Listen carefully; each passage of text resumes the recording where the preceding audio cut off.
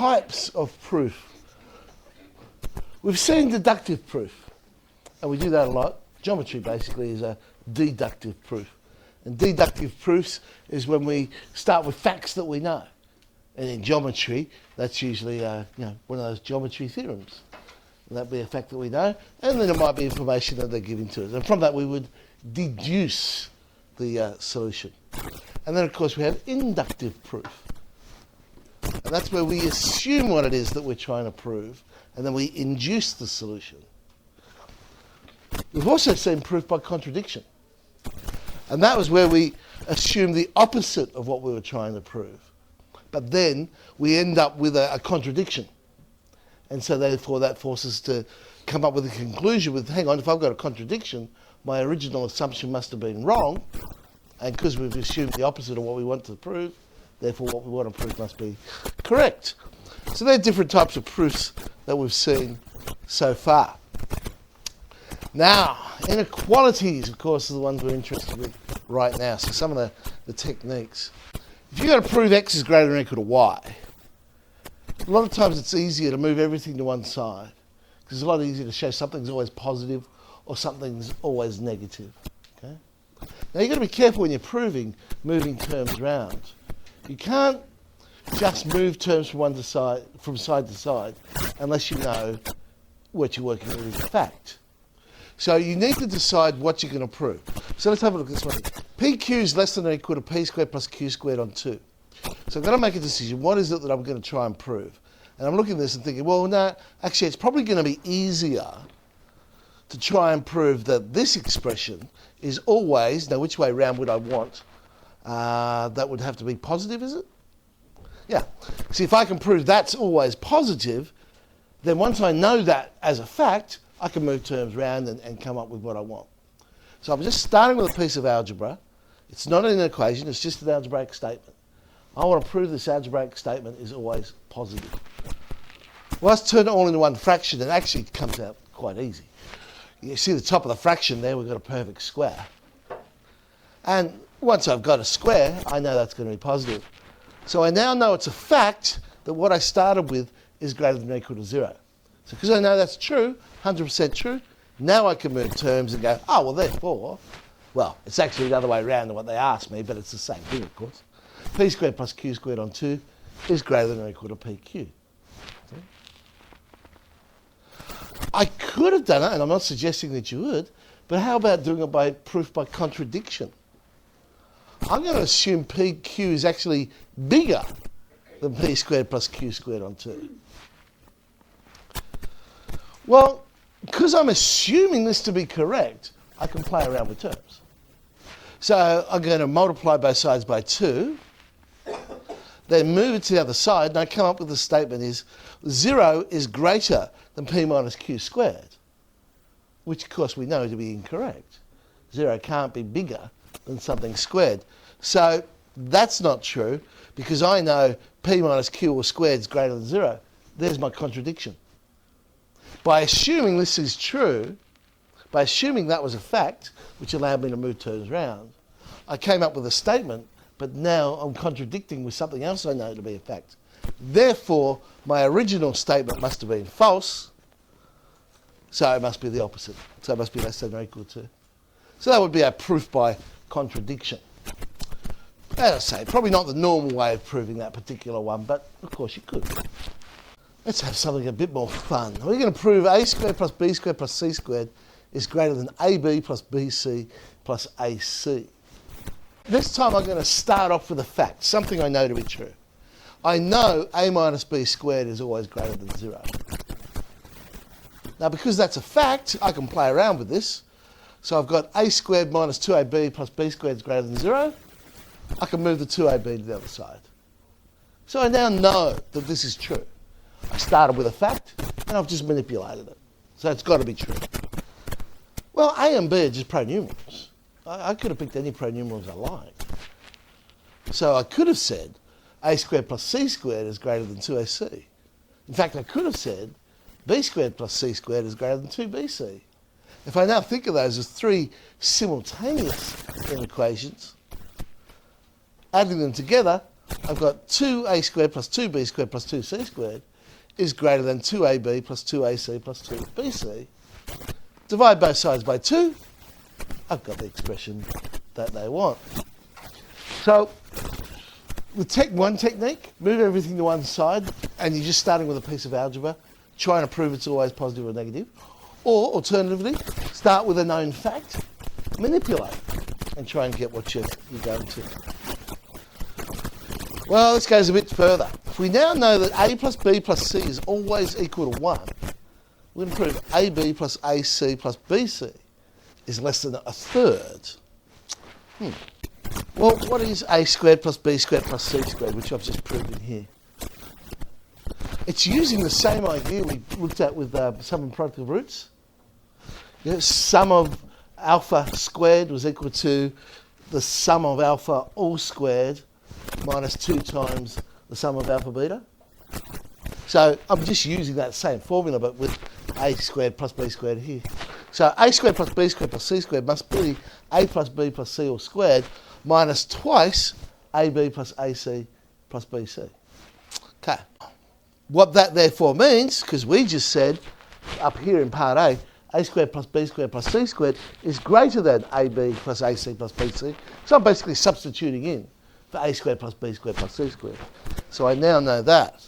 Moving terms around, because I'm playing with a fact, we just proved that was a fact, so I can move terms around. I get 3 lots of ab plus ac plus bc is less than a plus b plus c all squared, but of course they told me a plus b plus c is equal to 1. So now I divide both sides by 3, and I come up with the inequality that they want. We're going to prove a third of a plus b plus c is greater than or equal to the cube root of ABC. Okay, remember we proved a squared plus b squared plus c squared greater than or equal to ab plus ac plus bc. So again, that's a fact. We proved that. If I move everything to one side for the moment, I can say, well, okay. Another way of saying that is that's always positive. That expression is always positive. But of course, I could multiply both sides by a plus b plus c. And of course, if I multiply the right-hand side by a plus b plus c, that's still 0. But the left-hand side, I have a plus b plus c times a squared plus b squared plus c squared minus ab. Why do that? Because now I'm going to do a wonderful expansion. I know you would enjoy it. 3 terms by 6 terms. We'll end up with 3 6s, 18 terms.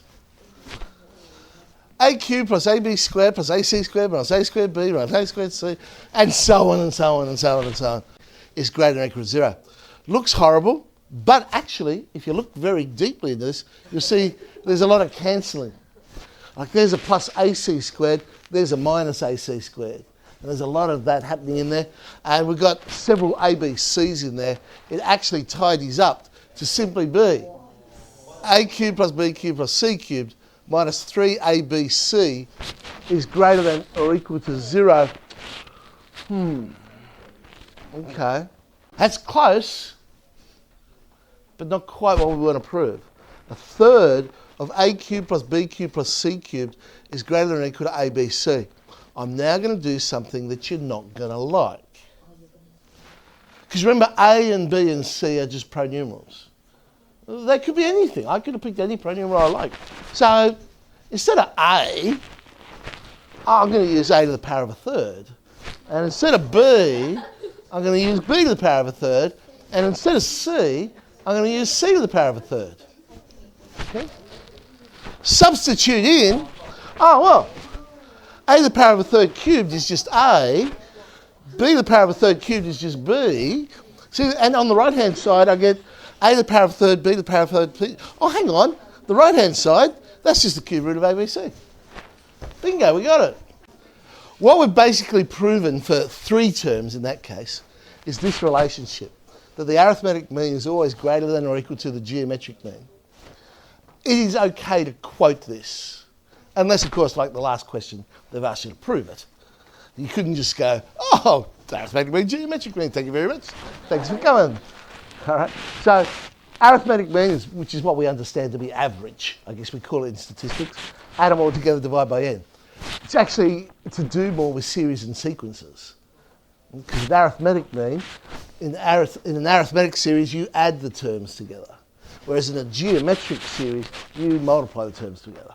So on the right-hand side, the geometric means when you multiply all the terms and find the nth root of those. So all right, let's add another little bit to this question. Just suppose that 1 plus x times 1 plus y plus 1 plus z is equal to 8, which of course it could be.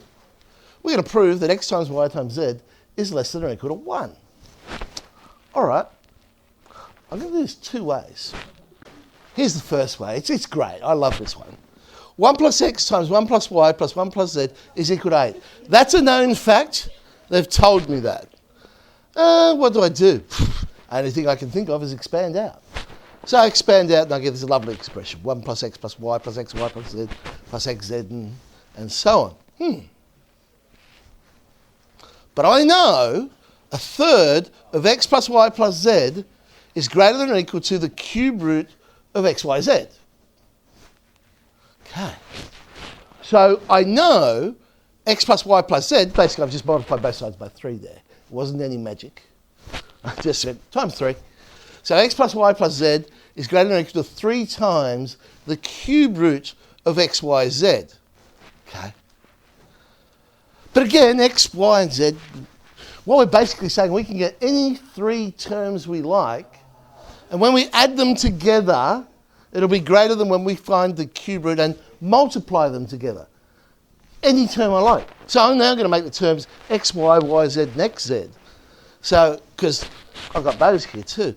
And on the right-hand side, I'll get 3 times the cube root of x, y, y, z, xz, which is 3 times the cube root of x squared, y squared, z squared.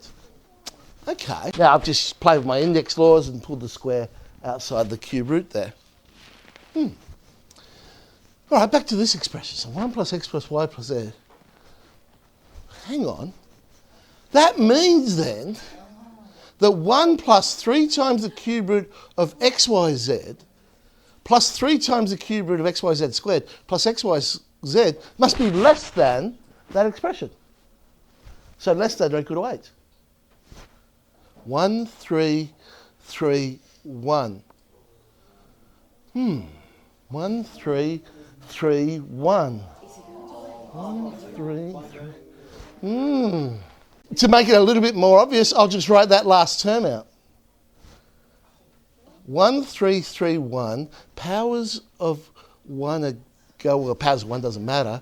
Powers of the cube root, of x, y, z are going up by 1. Oh, hang on. That's 1 plus the cube root of x, y, z all cubed. So if 1 plus the cube root of x, y, z all cubed is less than or equal to 8, then 1 plus the cube root of x, y, z must be less than or equal to 2. Oh, well, we'll move 1 to the other side. So the cube root of x, y, z is less than or equal to 1. What are we trying to prove? X, Y, Z is less than or equal to 1. Cube both sides. There we go. X, Y, Z is less than or equal to 1. Of course, whilst that is a beautiful solution, and I love it, there actually is a better way. But I still think the other way is beautiful. Okay.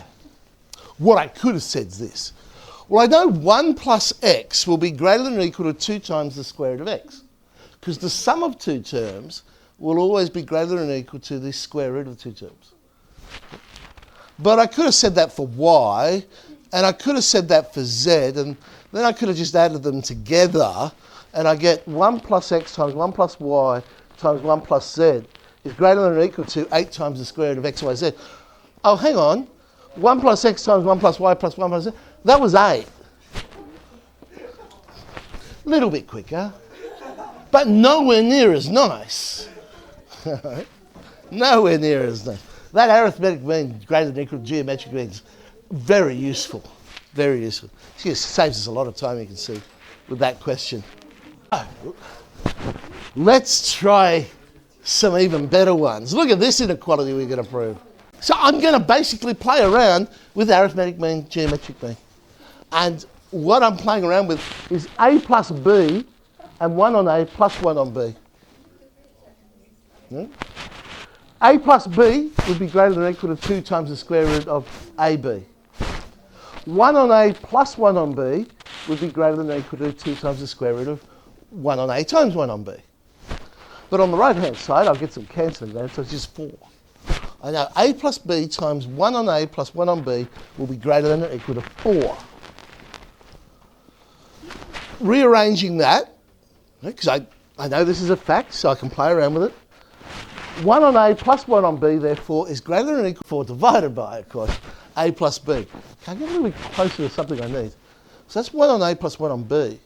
Oh, but that means 1 on B plus 1 on C must be greater than or equal to 4 on B plus C, and 1 on A plus 1 on C greater than or equal to... I'm starting to get the right-hand side of this now. Because what I've now got is 2 on A plus 2 on B plus 2 on C is greater than or equal to 4 on A plus B plus 4 on B plus C plus 4. Divide both sides by 2 and we have got the right-hand side. Okay, I've written mine the other way around, but it's the right-hand side of that inequality. Now, how am I going to do the 9 over A plus B plus C? Okay. Going to do a similar thing. But this time, I'm going to get all 3 pronumerals. So A plus B plus C. And then I've got in the other one, 1 on A plus 1 on B plus 1 on C. But A plus B plus C must be greater than or equal to 3 times the cube root of ABC. And 1 on A plus 1 on B plus 1 on C must be greater than or equal to 3 times the cube root of 1 on A plus B, BC, cancelling 9. So I know that's greater than or equal to 9. Which means, again, playing out, because I know that to be true, 1 on A plus 1 on B plus 1 on C is greater than or equal to 9 on A plus B plus C. Hang on, 9 on A plus... Oh, so close. So, brilliant. I've got that the right-hand side is greater than the left-hand, but the bit in the middle is... How do I know that fits in the middle there? I've still got to somehow prove that.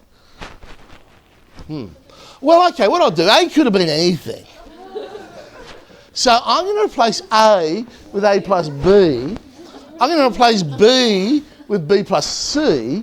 And I'm going to replace C with A plus C. And so then I get 1 on A plus B plus 1 on B plus C plus 1 on A plus C is greater than or equal to 9 over 2 times A plus B plus C. We'll multiply both sides by 2. Oh, look.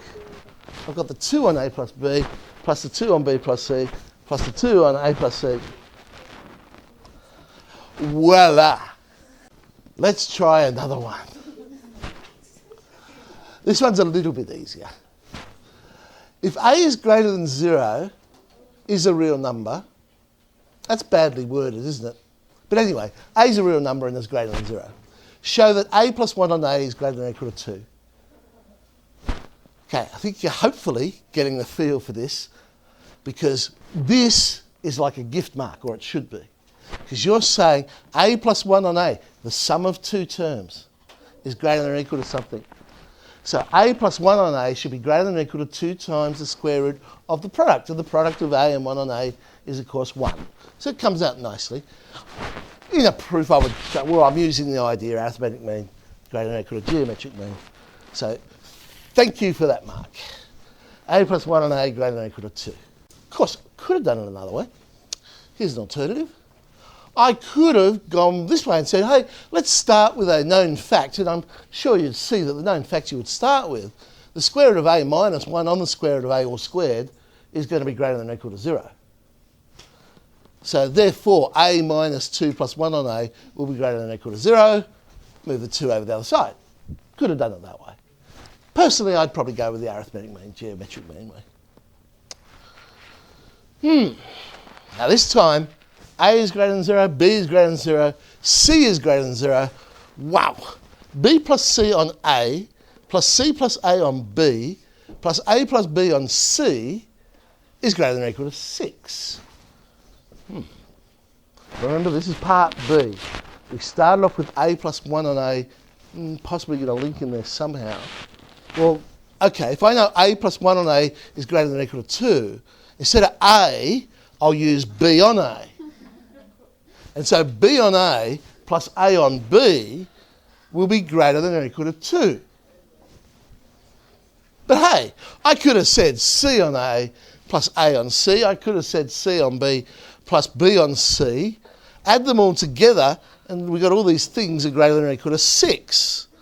But what have I actually got here? Look, I've got a b on a plus a c on a. Oh, that's b plus c on a. I've got an a on b plus a c on b. Oh, look. They all just come out nicely.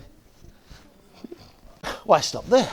We're now going to show that a on b plus c plus b on c plus a, so basically the reciprocals of those fractions now, add them together, that's going to be greater than or equal to 3 on 2.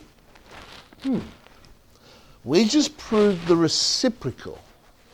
B plus c on a plus c plus a on b plus a plus b on c. So I know that is a fact.